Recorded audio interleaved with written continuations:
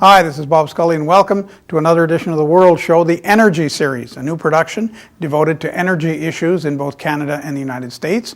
To launch this series, a distinguished guest, the Honourable Joe Oliver, Minister of Natural Resources for Canada. And when you say Canada, energy and natural resources all in the same sentence, if you follow the news, you know we'll be talking about Keystone XL, a new pipeline proposal which is supposed to bring more Canadian oil into the American market.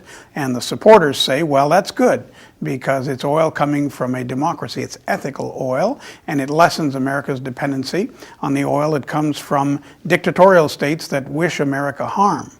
The opponents say, it doesn't matter. It's a pipeline. Pipelines are bad, period. You be the judge. Here is the Honourable Joe Oliver.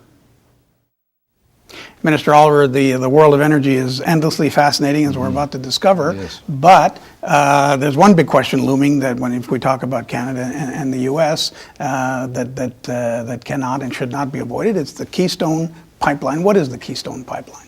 Well, the Keystone Pipeline, which is the focus of so much attention in both Canada and the United States, is a pipeline that would go from northern Alberta, from the oil sands there, through Canada and south, through the American Midwest down to the U.S. Gulf Coast, where it would hook up with refineries and be used there, because the refineries there are looking for heavy oil, and be used primarily in southern United States. And pipelines are a customary way to transport oil. Why is this one causing such a fuss? Mm-hmm. Well, that's really a kind of an interesting question. I think that the environmental movement has used this as a symbolic type of project to advance their objective, which is to stop the production of oil sands, ultimately the production of hydrocarbons, as part of their agenda, and in fact their agenda may extend beyond the issue of hydrocarbons to basically every form of natural resource project, and it's not an exaggeration to say every one of them, certainly in Canada, has been opposed by one group or another. So, they've picked, in my opinion, perhaps the wrong symbolic project to oppose, because the facts that I guess they're trying to alarm people with really aren't there. And is there no credence given to ethical oil? This is a debate that's been going on, certainly on this side of the border in Canada, for a number of years. Our oil, I mean, it's not because we're better than others, but we're a democracy. And America gets a lot of its oil from countries that are not, and that have indeed tried to harm America. That sounds like a pretty powerful argument. Is that part of the debate? Well, it is actually, and it falls in one sense under the rubric of national security, because Canada is a friend, an ally, with a robust legal system. We honor our contracts, and if there's an agreement to send oil down to the United States, we will of course honor that obligation. In contrast, the oil which would be displaced from Venezuela, is far less reliable, is less environmentally friendly, and comes from a country that has been fairly hostile to America and its values. In fact, in the last 5 years, the Venezuelan government has threatened 5 times to stop the flow of oil to the United States. So, I mean, this isn't a friendly country. It's not a reliable source of energy, and that's one of the issues that we've been talking about. And when I first noticed, when the project came on to the radar of public opinion and public debate, I thought initially, and I think a lot of people thought this, the issue was the aquifer in Nebraska, the Ogallala aquifer, and some very fragile terrain. And then the route was changed, if I'm not mistaken. Yes, it was. And one kind of thought the problems would sort of evaporate. Why didn't they? Well, because the Ogallala aquifer wasn't the real issue. But it did get the governor on side. And now, in fact, what we have is the governor of every state through which the pipeline will go is in favor. as, by the way, is a majority of the Senate and the House of Representatives, and the American population supports the Keystone XL pipeline 3-1. So there's a fair degree of consensus on this. However, there is a vocal minority that are quite opposed. Now, the reason they're opposed, as I said, relates to environmental issues, but there's some important facts on the ground that have to be raised and really deal with those issues. First of all, the oil sands represent 1/1,000th of global emissions. So, we ought to be concentrating, if we believe in the issue of climate change, as I do and as our government certainly does, we should be looking at the other 99.9%. One of the messages that we're conveying when we go down to the United States, and I was recently in Washington and New York, and I've been to Chicago and Houston in the last month, is talking about how our environmental objectives and standards are aligned with the United States. I mean, the first point is we have the overarching objective of reducing our greenhouse gas emissions by 17% from 2005 levels by 2020. That's identical to the U.S. standard. We're moving in lockstep in respect to the fuel standards for automobiles, trucks, and cars, and in respect to coal, which is a far bigger emitter of greenhouse gases. We're ahead of the world. We've got stringent rules. There will be no more traditional coal-fired plants built, and we're phasing out the ones that currently exist. I mean, it's interesting to note that the emissions from the oil sands in total, not just part of it coming from that would go down the Keystone Pipeline, are 1/40th of the emissions from coal-fired electricity in the United States. Half of that from the state of Illinois alone.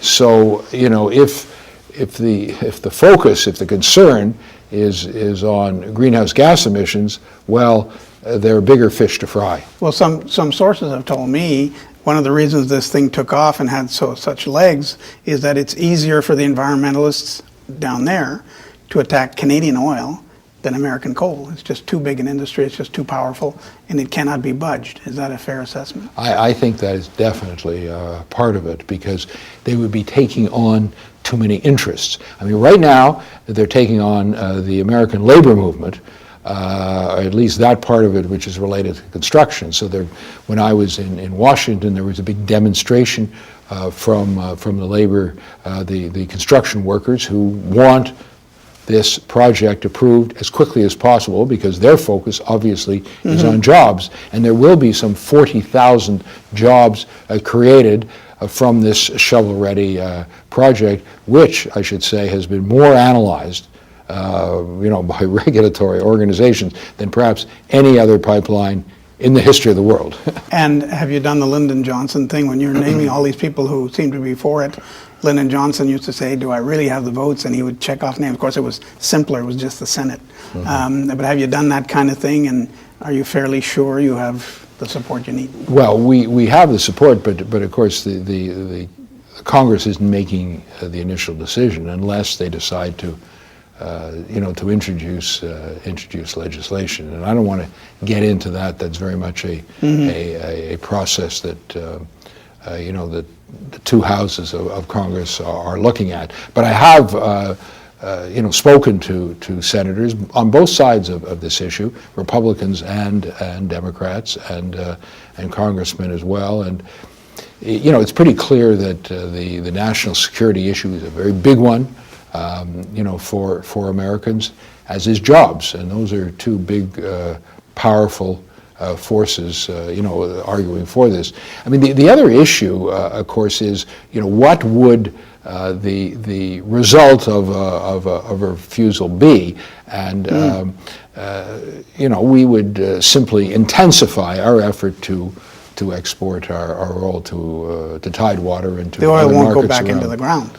No. Well, look, we're confronting a very broad issue, and I can talk about that, about a strategic issue about where our resources go. But this specific project is part of addressing the need to find a buyer for a huge asset that Canada has been blessed with. We have to develop it in an environmentally and socially responsible way, but to derive the benefits for our citizens, we've got to get on with the job. And the critical way to do that is building the infrastructure to get it to the markets.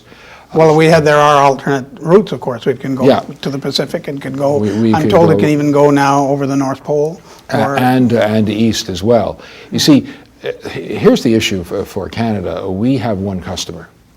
The proof is in the numbers. 100% of our gas exports and 99% of our oil exports go to the United States. Mm-hmm.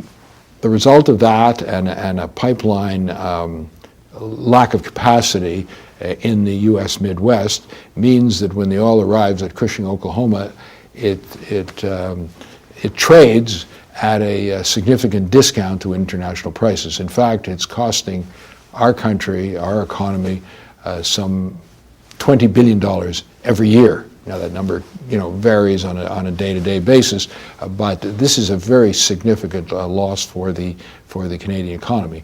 That's the short-term, very short-term problem, the immediate problem. In the intermediate term, what we're confronting is a certain lack of pipeline capacity if we don't start building them. And that's going to become increasingly acute this decade. In the somewhat longer term, what we're dealing with is the fact that the U.S. has found vast amounts of shale gas and tight oil. And everybody's stunned by that. 5 years ago, wasn't there. It wasn't there, and well, it was there, but could they have taken it out, and nobody knew for sure. So we clearly have to find new markets for our resources, and we have to get our resources to Tidewater to get it to those markets and to achieve international prices. The demand for energy, according to the International Energy Agency, is going to grow some 35% by 2035, and hydrocarbons are going to represent over 2/3 of the energy supplied to the world at that point. So the demand is going to increase. And then when you look at where it's going to come from, the projections are that 92% of the economic growth in the world will come from non-OECD countries during that period. And we're talking basically about the Asia-Pacific region, not the countries that we have traditionally been exporting to. So we've got to get on with building the infrastructure to get the resources to the markets that want them. There's tremendous complementarity. Canada needs to diversify its markets, and these countries in the Asia-Pacific area strategically need to diversify their sources of supply. And isn't there another reason for, I don't want to offend the environmental movement, but they better start thinking about coal. Coal is also the enemy in China, and the change with shale gas and shale oil, the change in the supply equation is such that oil is really not going away, nor is it going to rise to stratospheric prices. Nobody thinks so. A few years ago, it was $200 a barrel of oil. Nobody's saying that anymore. Oil is really here to stay.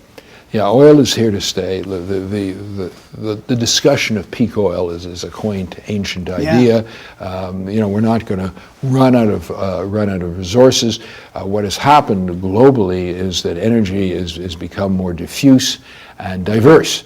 It's coming in different forms, and it's found in a larger number of countries. So that has geopolitical implications. It will diminish the power of the OPEC cartel. It's very good news for North America because a lot of those non-conventional resources are found in Canada and the United States. The result of which is that our two countries will be energy self-sufficient. In 20 years or so, It's a political question whether we become energy independent.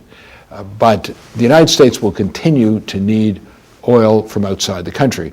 By 2020, they're going to still need about 5.5 million barrels a day, and by 2035, they'll need about 3.4 million barrels a day, according to the International Energy Agency.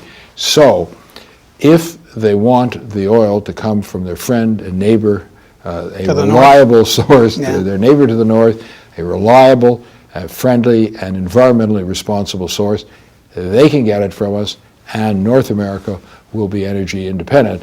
A vision that a number of U.S. presidents have had years ago. It was a wish. Very soon, it was a patriotic American thing. It was a very patriotic. Sure. Theodore Roosevelt talked like that. And then, of course, during the embargo, it became an absolutely huge issue. So it's now attainable through good fortune and American ingenuity and technology.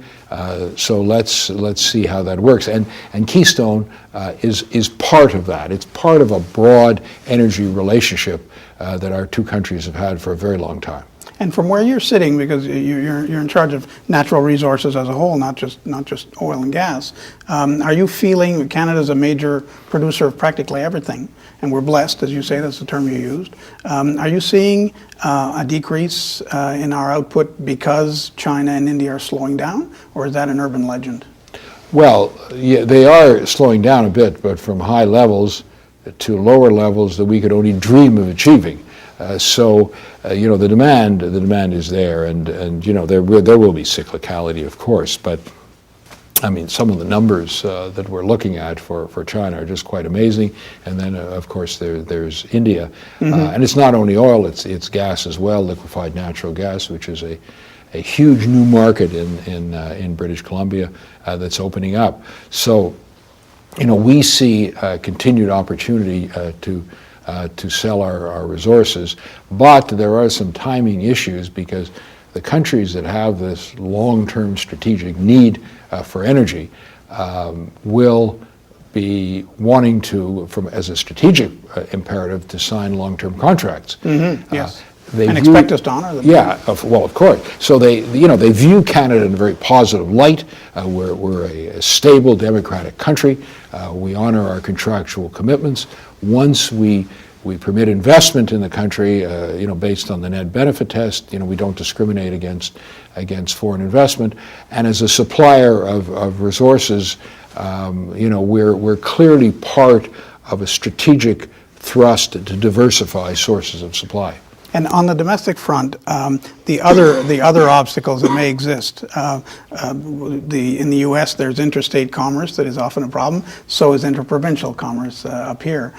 Native bands and their rights and their historical treaties and so on. The environmental movement, all of that. Are you sensing that that's becoming a tougher row to hoe or smoother? It's not smoother. It's very complex, and there's a lot of really important issues. You mentioned Aboriginal peoples. We have a moral and constitutional obligation to consult and potentially to accommodate.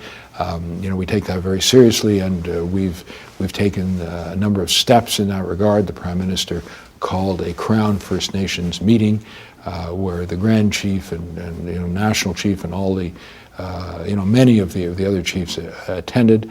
I've had numerous meetings with Aboriginal chiefs. Of course, the main responsibility lies with my colleague Bernard Valcourt, who is the Minister of Aboriginal Affairs. But we're all involved in that type of discussion.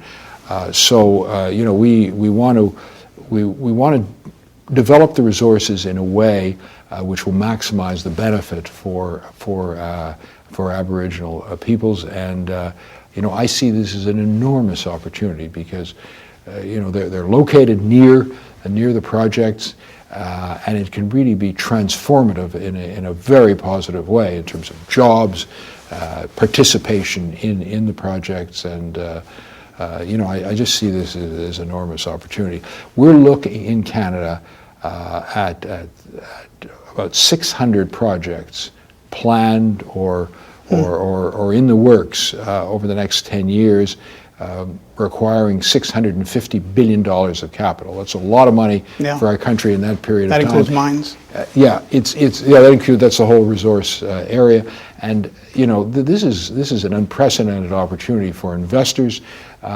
It's also a planned program which is perhaps unprecedented anywhere. So, we have to remain attractive to investors, and we've got to have the social license to proceed with these investments, which means that the Canadian public has to be on side. And in your department, the civil servants, there must be some fear that a lot of this, the accumulation of obstacles, regulatory and provincial regulatory versus federal or two different provinces, the Aboriginal question, the environmental groups, that all of that sometimes might be strong enough to paralyze a project. You must think of that, and they must try to work around that, but... Well, we certainly don't want to see that happen, because the consequences would be dire for the economy and for our prosperity and security. See, if we go ahead, looking at it positively, if we go ahead with all the major resource projects that are planned in the works, are likely to arrive, we're looking at well over $3 trillion in economic activity over the next 25 years, 1 million jobs, and hundreds of billions of dollars to governments to support critical social programs that Canadians have come to rely on, programs like healthcare, education, housing, infrastructure around the country. So this is really important for the future of Canada, and we're in a position not only to develop projects which will be good for our country, but we can be a supplier of energy to an energy-hungry world, and an energy-hungry neighbor. Yeah, and including that first, and is our neighbor, to whom we have been supplying energy right now more than other countries. I don't know whether Canadians know that, but in terms of oil, we are the biggest supplier. Right now, it's up to 3 million barrels a day of oil and petroleum products.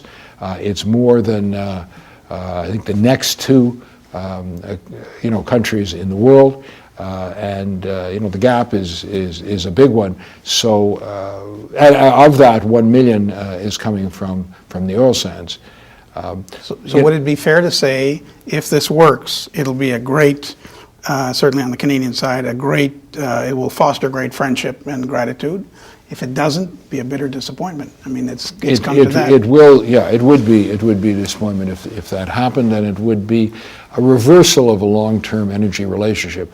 I mean, I don't think that most Canadians or Americans realize the vast web of pipelines that currently exist in this country. I think it's in the last 7 years, or maybe it's 10 years, there's 180,000 miles of pipe built. You get 3/4 of the way to the moon. Yeah.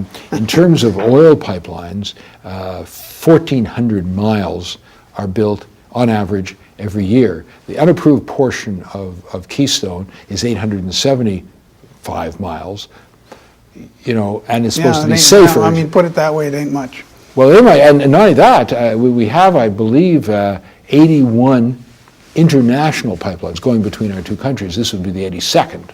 So it's not as if the world is changing here. This is a continuation of what has been going on. And of course, it's not only oil, and gas, it's also electricity, and they're integrated grids. I mean, we are supplying each other with a lot of energy. It's going back and forth. We've got an interconnected web here, which is why there's so much to talk about with the administration and my new colleagues in the U.S. administration about the things we can work at together in the interests of both our countries. I mean, energy efficiency, attacking the environmental issues for non-conventional energy, international initiatives, and so on. Well, Minister Oliver, from your lips to God's ear. That would be great. Good luck with that. Thank you. Thank you very much. The Honourable Joe Oliver, Minister of Natural Resources for Canada, was our guest this week on the inaugural edition of the Energy Series of the World Show. I'm Bob Scully. Have a great week. Thanks.